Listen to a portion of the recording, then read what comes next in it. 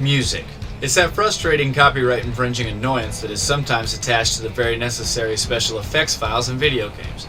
And when you want to create content for a game but you can't turn one off without the other, you can make the decision of creating content between do you work around the soundtrack, do you mute the game footage completely, or do you scrap the game and create videos with a different title.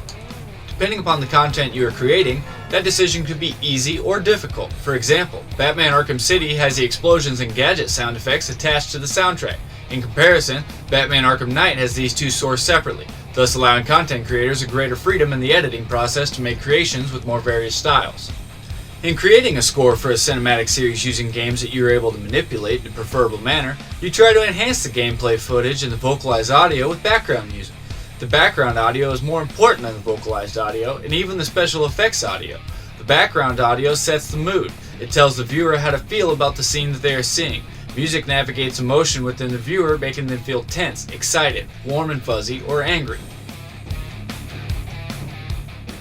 The subtle background audio is the invisible tether that keeps your audience's attention. Just as important it is in a slasher film not to cast someone with a voice like Bobcat Goldthwait as a mass killer, it is important to keep their senses going with the subtle background music that amplifies or lightens the situation or gives the audience an audibly false sense of calm stability for a jump scare.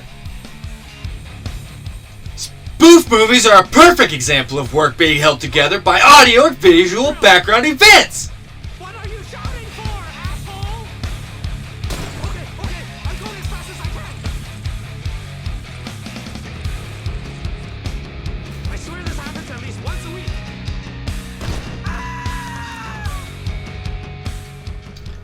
The audio that is chosen for non-vocalized portions of the video must be selected just as carefully as any verbal message portrayed.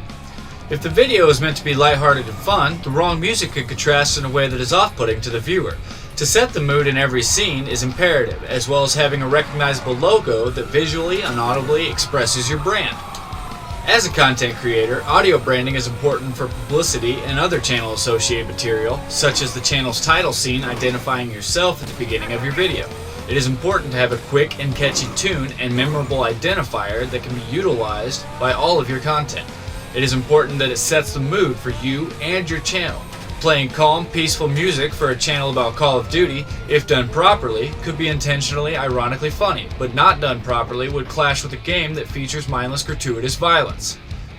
In a Call of Duty instance, I more often see rock music introductions with explosions, a lot of gunfire, and visuals that set the mood for exciting content. If you want an example of a calm introduction, search This Old House of Bob Vila.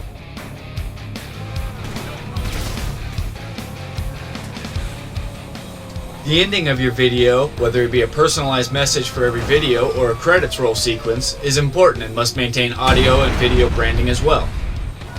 If you end one series in one way and end another series in a different manner, people will pay no attention to the last 30 seconds of your future videos. If you have something worth watching all the way to the last second, you will leave them wanting more.